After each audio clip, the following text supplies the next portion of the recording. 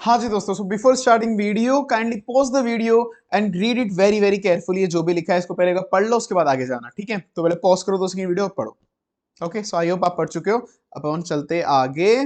So chapter number 2 that is audit strategy and planning. तो अपन केवल mnemonics पे खेलने वाले हैं, सब कुछ याद करने पे फोकस रखना है। तो मैं जो बोलूंगा उसका मतलब हो सकता है कुछ और आईसीए ने जो लिखा है उसका मतलब और कुछ होगा, पर अपन को भी रटने पे ध्यान देना है, वर्डिंग्स पे, क्योंकि जब तक रटेंगे नहीं तब तक मार्क्स नहीं मिलने वाले अपने ऑडिट के अंदर। कुछ नहीं कर सकते, कट हो सकती है। ठीक है, तो सबसे पहले स्टार्ट करते हैं topic number 1 that is factor for formulation of audit strategy. Audit strategy कौन बनाएगा? फैक्टर ध्यान में। ऑडिट स्ट्रेटेजी बनाएगा अपना सीईओ राम प्रसाद। कौन बनाएगा audit strategy? CEO Ram Prasad audit strategy बनाएगा। तो कभी भी ध्यान में ऑडिट स्ट्रेटेजी का क्वेश्चन आएगा तो अपन को ध्यान में रखना है कि सीईओ राम प्रसाद है ना, वो ऑडिट स्ट्रेटेजी बनाएगा, तो उसको ध्यान में रखना है फैक्टर। तो ठीक है, तो सीईओ रामप्रसाद बनाएगा।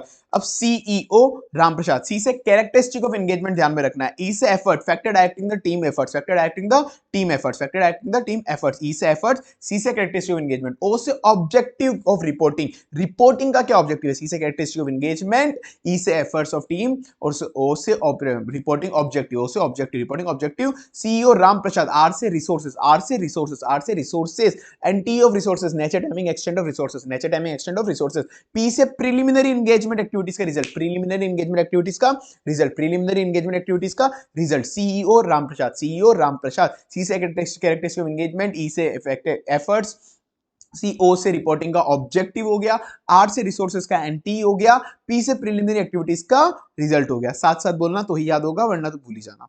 ठीक है, importance of audit planning. Audit planning की इंपॉर्टेंस क्या होती है?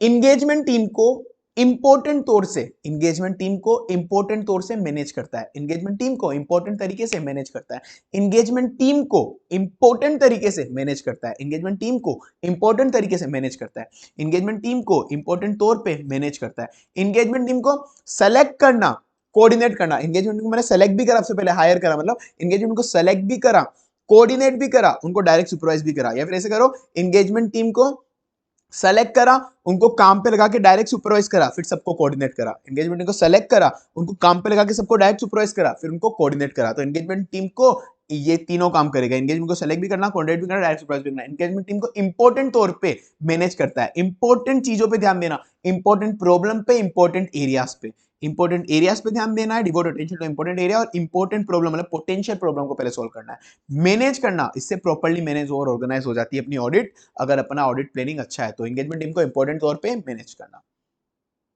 Benefit of audit strategy. Audit strategy का क्या बेनिफिट होता है?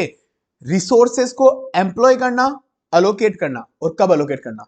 जितने भी रिसोर्स रिलेटेड पॉइंट है, रिसोर्सेस को एम्प्लॉय करा, मैंने सेलेक्ट करा, अब उनको कब और कहां अलोकेट करना है, कब और कहां अलोकेट करना है, फिर उनको अलोकेट करने के बाद उनको मैनेज भी करना, डायरेक्ट सुपरवाइज करना, अलोकेट करने के बाद डायरेक्ट सुपरवाइज भी करना। पहले सिलेक्शन करा, फिर उनको काम पे लगाया, तो उनको अलोकेट करा, और कब अलोकेट करा वो भी मुझे ध्यान में रखना है। फिर काम पे लगाने के बाद उनको मैनेज सुपरवाइज करना। सबसे पहले मैंने उनको एम्प्लॉय करा, क्वालिटेटिव एम्प्लॉय, क्वालिटी वाले रिसोर्सेज को एम्प्लॉय करना, फिर कितना अलोकेट करना और कहां अलोकेट करना है। अलोकेट करना है ना, तो कितना, क्वांटिटेटिव मतलब कितना, कितना अलोकेट करना है और कब अलोकेट करना है, कितना अलोकेट करना है और कब अलोकेट करना है। पहले उनको सेलेक्ट करा, फिर कितना अलोकेट करना है, कब अलोकेट करना है, अलोकेट करने के बाद मैनेज करना, डायरेक्ट सुपरवाइज और मैनेज। ठीक है, audit strategy for online shopping. एक तो वो आरपी, कौन सा अपना, सीईओ रामप्रसाद, सीईओ रामप्रसाद वाला फैक्टर लिखना है एक तो यहाँ पे। फर्दर एक ऑनलाइन शॉपिंग के लिए कुछ स्पेशल पॉइंट भी लिखने हैं, बहुत इजी याद हो गए। बच्चे इसमें बहुत ज्यादा डरते हैं, पर इसको बहुत इजी तरीके से याद करेंगे। इसमें कुछ नहीं करना है, एक कोई ट्रांजैक्शन हुई, शुरू से लेकर ट्रांजैक्शन हुई तो एंड में फाइनेंशियल स्टेटमेंट बना रहे, ट्रांजैक्शन हुई तो एंड तक फाइनेंशियल स्टेटमेंट बना रहे, तो वो क्या प्रोसेस रहेगी वो ध्यान रखना। कोई एक ट्रांजैक्शन हुई, transaction which are significant to FS and other than which are not significant to FS, मतलब एक तो सिग्निफिकेंट टू एफएस और एक not significant to FS. Classes of transaction, सबसे पहले कोई ट्रांजैक्शन हुई, सबसे पहले कोई ट्रांजैक्शन हुई है, transaction which are significant to FS and transaction other than which are significant to FS, other transactions significant to FS. How information system capture the transaction which are not significant to FS. ठीक है, अब कोई transaction हुआ, उस transaction वाला मैंने cell करा, तो सेल की जेवी बुक करूंगा, सेल की जेवी बुक करूंगा, तो ये जेवी हो गया। कंट्रोल सराउंडेड फॉर द जेवी, नॉन स्टैंडर्ड जेवी वगैरह सब जो कंट्रोल है जेवी पे। तो सबसे पहले ट्रांजैक्शन हुआ, उसकी मैंने जेवी पास करी, अब मैं उसका फाइनेंशियल स्टेटमेंट बनाऊंगा। फाइनेंशियल स्टेटमेंट कैसे बनाऊंगा? ट्रांजैक्शन को जर्नल लेजर बनाऊंगा, जर्नल लेजर टीबी बनाऊंगा, तो मतलब रिकॉर्ड होगा, प्रोसेस होगा, उसके बाद फाइनेंशियल स्टेटमेंट बनेगा। या तो टेक्नोलॉजी से या मैनुअल सिस्टम से, पहले ट्रांजैक्शन इनिशिएट हुआ, रिकॉर्ड हुआ, प्रोसेस हुआ, जर्नल लेजर में जाएगा, फिर एफएस के अंदर जाएगा। बचपन में जो प्रोसेस पढ़ा था पूरा, रिकॉर्ड होगा, प्रोसेस होगा, टीबी में जाएगा, जनरल लेजर बनेगा, जनरल लेजर ट्रायल बैलेंस बनेगा, उसके बाद एफएस बनेगा। ये वही है, initiate, record, process, transfer to general ledger and reported to FS. तो ये फाइनेंशियल स्टेटमेंट मैंने बना दिया। ट्रांजैक्शन हुआ, उसकी जेबी पास करी, फाइनेंशियल स्टेटमेंट बना दिया। अब उस फाइनेंशियल स्टेटमेंट का सेम ऊपर वाला पॉइंट नीचे चेपना है, इनिशिएट, रिकॉर्ड, प्रोसेस, ये ट्रांसफर टू जर्नलिज्म मैनेजर, बस स्टार्टिंग में अकाउंटिंग रिकॉर्ड लगा देना, जो सपोर्टिंग टू एफएस, उसका इनवॉइस का बिल भी तो संभाल के रखना पड़ेगा, सेल्स का जो बिल हुआ था उसका अकाउंटिंग रिकॉर्ड संभाल के रखना पड़ेगा। ठीक है, तो ट्रांजैक्शन का ट्रांजैक्शन, उसकी जेबी पास करी, उसका फाइनेंशियल स्टेटमेंट बना दिया। ये प्रोसेस हो गया अपना। ऑडिट प्लान बनाते वक्त क्या क्या फैक्टर दिमाग के अंदर रखने हैं? ऑडिट प्लान बनाते हो भाई बहुत फैक्टर ध्यान में रखने होते हैं। सबसे पहले तो मैं ऑडिट कर रहा हूं तो मुझे देखना पड़ेगा टैक्स ऑडिट है, जीएसटी ऑडिट, जीएसटी ऑडिट हट गया आजकल, पर भी टैक्स ऑडिट है, जीएसटी ऑडिट है, इंटरनल ऑडिट है, कौन सी ऑडिट है, तो मेरे पास क्या लॉज एंड रेगुलेशन अलग अलग लगेंगे सब पे, तो कौन सी लॉज एंड रेगुलेशन है, मेरे पे क्या रिस्पॉन्सिबिलिटीज है, सामने वाले ने क्या एंगेजमेंट लेटर भेजा, पहले मैं वो तो देखूंगा ना ऑडिट प्लान बनाते हो, क्या लॉज एंड रेगुलेशन क्या बोलता है इसके बारे में, एंगेजमेंट लेटर पे क्या लिखा हुआ है, वो सब मैं लॉज वगैरह की चीजें देखूंगा, मैं स्टैट्यूटरी रिस्पॉन्सिबिलिटी देखूंगा मैं मेरी। तो मुझे देखना पड़ेगा एएस और एसएस दोनों फॉलो करने पड़ेंगे, accounting standard, standard auditing, audit pronouncement सब कुछ मुझे फॉलो करने पड़ेंगे। ठीक है, अब मैं देखूंगा कि किस किस एरिया में ज्यादा रिस्क हो सकती है, किस किस एरिया में ज्यादा रिस्क और फ्रॉड हो सकते हैं, किस किस एरिया के अंदर ज्यादा रिस्क और फ्रॉड हो सकते हैं। मैं क्या देखूंगा ऑडिट प्लान बनाते वक्त, इस एरिया के अंदर रिस्क और फ्रॉड ज्यादा हो सकते हैं, तो उस एरिया पे मुझे मटेरियलिटी ज्यादा रखनी है और इंटरनल कंट्रोल पे कम रिलाई करना है। उस एरिया पे मुझे मटेरियलिटी ज्यादा रखनी है और इंटरनल कंट्रोल पे कम रिलाई करना है। तो मैंने वो एरिया ढूंढ लिया है जिस पे ज्यादा रिस्क और फ्रॉड हो सकते हैं, उस एरिया पे मुझे मटेरियलिटी ज्यादा रखनी है, इंटरनल कंट्रोल कम रखना है, कम रिलाई करना है। और अब उस एरिया पे मेरे को सब कुछ बिल्कुल सही ऑब्टेन करना है, sufficient and appropriate audit evidence obtain करना है। तो जितने भी बंदे, other auditor, expert, internal auditor, अपनी टीम, सबको लगा दूंगा भाई सही ऑब्टेन करके दो, इसमें मुझे सही ऑब्टेन कर दे दो, एविडेंस ऑब्टेन करके दो। तो सबसे मुझे क्या देखना है, कंपनी एक्ट के हिसाब से, जीएसटी के हिसाब से, किस हिसाब से ऑडिट कर रहे हैं अपन, तो मेरी क्या लीगल स्टैट्यूटरी रिस्पॉन्सिबिलिटी बनती है, मुझे वो देखना पड़ेगा, nature and timing of report देखना पड़ेगा। तो मैंने वो रिपोर्ट देखा कि यार कौन से लॉ एंड रेगुलेशन के हिसाब से मैं ऑडिट कर रहा हूँ। एएस और एसएस दोनों फॉलो करने पड़ेंगे, accounting policy adopted by the client and accounting pronouncement, accounting policy, accounting auditing pronouncement, मुझे सब कुछ फॉलो करने पड़ेंगे। ठीक है ना, तो ये एएस और एसएस मुझे सारे फॉलो करने पड़ेंगे। अब मुझे वो एरिया ढूंढना पड़ेगा जहां पे बहुत ज्यादा रिस्क और फ्रॉड है, सिग्निफिकेंट एरिया जहां पे मुझे स्पेशल अटेंशन देना है, जहां पे एरर और फ्रॉड ज्यादा है, जहां एरर और फ्रॉड ज्यादा होंगे वहां पे मटेरियलिटी मुझे ज्यादा रखनी पड़ेगी और इंटरनल कंट्रोल पे कम रिलाई करना पड़ेगा।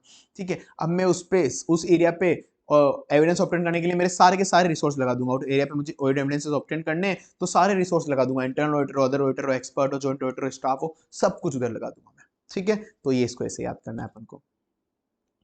अब नीचे आओ, planning is not a discrete phase but rather it's a continual and iterative process. Planning discrete phase नहीं है भाई, ये कंटिन्यूअस प्रोसेस है एक। तो कंटिन्यूअसली प्लानिंग कौन करता रहता है? मेल जो होता है ना, मेल वो कंटिन्यूअस प्रोसेस करता रहता है अपने से आदमी, केवल कंटिन्यूअस, केवल प्लानिंग करते रहते, करते कुछ भी नहीं है। तो कंटिन्यूअस प्लानिंग कौन करता है? मेल। कंटिन्यूअस प्लानिंग कौन करता है? मेल ओ, मेल ओ, मेल ओ, ऐसे रखना है। कंटिन्यूअस प्लानिंग कौन करता है? मेल ओ। कंटिन्यूअस प्लानिंग कौन करता है? मेल ओ, MELE O। एम से मटेरियलिटी, ए से एनालिटिकल प्रोसेसर, एल से legal and regulatory framework, E से एक्सपर्ट, ओ से other risk assessment processor. M से materiality, determination of materiality, A से analytical processor to be applied for risk assessment processor, और यहाँ पे O पे भी यही आएगा, अदर रिस्क असेसमेंट प्रोसेसर आएगा। मेल से ओ, MELE, ए और ओ सेम आएंगे। एल से लीगल एंड रेगुलेटरी रिक्वायरमेंट, ई से expert, involvement of expert, O से अदर रिस्क असेसमेंट प्रोसेसर। ठीक है, तो मेल ओ कंटिन्यूअस प्लानिंग करता है। रिलेशनशिप बिटवीन और अदर ऑडिट स्ट्रेटेजी और ऑडिट प्लान के बीच में क्या रिलेशनशिप होता है?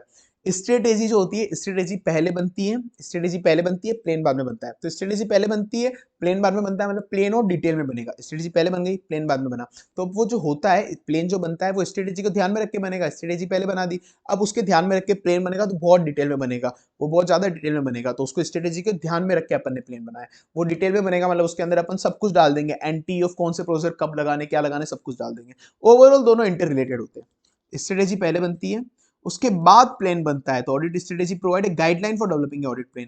तो ऑडिट प्लान बाद में बनता है तो वो ज्यादा डिटेल होता है, क्योंकि उसके अंदर बहुत सारी चीजें होती है, like anti of RAP FAP audit process सब कुछ होता है उसके अंदर। ठीक है, so in short we can say both are interrelated. Audit strategy पहले बनती है, प्लान बाद में बनता है।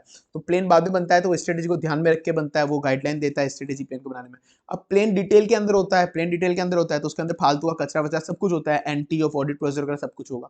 ओवरऑल दोनों इंटर रिलेटेड होते हैं, एक में चेंज होता है दूसरा चेंज होगा। Right shot on content of audit plan. अच्छा हाँ, इससे याद आया, जैसे ये अपनी बुक का स्नैपशॉट है, ये वाली जो पीडीएफ है, ये वाली पीडीएफ तो मैं तुमको फ्री में टेलीग्राम चैनल पे शेयर कर दूंगा। ये वाला जो है तुमको, ये तो अपनी ट्रिक बुक है अलग से, ये मैं फ्री में टेलीग्राम चैनल पे शेयर कर दूंगा। टेलीग्राम चैनल का लिंक नीचे डिस्क्रिप्शन बॉक्स में दे दूंगा, वरना डायरेक्ट टेलीग्राम पे जाना, ऊपर सर्च का ऑप्शन आता है, सी हेमंत सोमानी सर्च कर लेना, आ जाएगा। पर जो एक मेन बुक है अपनी, ये मेन बुक है, अगर ये मेन बुक चाहिए तो ये तुमको परचेस करनी पड़ेगी। डिस्क्रिप्शन बॉक्स में लिंक दे दूंगा, सॉफ्ट कॉपी मिल जाएगी। ओनली 500 पेजेस की है। इसके अंदर कॉन्सेप्ट तो कवर है सारे के सारे, प्लस क्वेश्चन भी कवर है, क्वेश्चन भी कवर है भाई। ऊपर कॉन्सेप्ट है, उसके नीचे जितने भी आईसीए के क्वेश्चन आए, उसके नीचे ही क्वेश्चन डाल दिए अपन ने। पूरी चार्ट और टेबुलर फॉर्मेट के अंदर है। मुझे पैराग्राफ खुद को पसंद नहीं है, पूरा का पूरा हाईलाइटेड बोर्ड जितनी अच्छी बन सकती थी, हाईलाइट बोल्ड वगैरह करके सब कुछ, ट्रिक्स वगैरह भी इस पे लिखी है। देखो सीईओ राम प्रसाद वाली अपन ने ट्रिक भी यहाँ पे लिखी है। ये पूरा क्वेश्चन आ गया, क्वेश्चन भी यहाँ पे कवर हो गया, इसका कॉन्सेप्ट भी कवर हो गया। ऐसे ही अपन ने कवर कर रखा है सारा का सारा कंटेंट। बेनिफिट भी आ गया, ट्रिक भी लिख रखी है पास में, ये क्वेश्चन आ गया इसके, ये अपने ट्रिक भी लिखी हुई है, ये कॉन्सेप्ट भी हो गया इसका। 2 सेकेंड। तो ये वाली बुक तुमको अगर परचेस करनी है तो तुमको मिल जाएगी, ये पूरी चार्ट टेबुलर फॉर्मेट के अंदर, डिस्क्रिप्शन बॉक्स में लिंक मिल जाएगा। ओके, चलो बाकी वाला तो फ्री में है। तो कंटेंट ऑफ ऑडिट प्लान के अंदर क्या है, कुछ नहीं इसके अंदर। कंटेंट ऑफ ऑडिट प्लान में क्या क्या होना चाहिए, रैप, फैप, ओएप। क्या रखना है इसमें, RAP FAP OAP, RAP FAP OAP, बस काम ही खत्म, आंसर ही हो गया। RAP FAP OAP, RAP FAP OAP, RAP FAP OAP, RAP FAP OAP, RAP FAP OAP. Anti of RAP, anti of FAP, anti of OAP. Nature timing extent of risk assessment procedure, further audit procedure, other planned audit procedure. RAP मतलब हो गया risk assessment procedure, F मतलब हो गया further audit procedure, ओएप मतलब हो गया other audit procedure. बस हो गया, इसके अंदर और कुछ भी याद नहीं करना है। ठीक है, चलो अपना ये वाला चैप्टर हो गया है। बाकी आपको प्लेलिस्ट में डिस्क्रिप्शन बॉक्स में लिंक मिल जाएंगे बाकी चैप्टर के। चलो good bye, tata bye bye.